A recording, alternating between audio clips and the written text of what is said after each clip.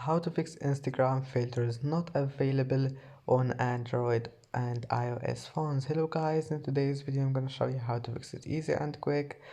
First, open settings, scroll down until you find battery, and here make sure power saving mode is disabled. Maybe you will find it like that. Just click disable, and after that go back and go to apps.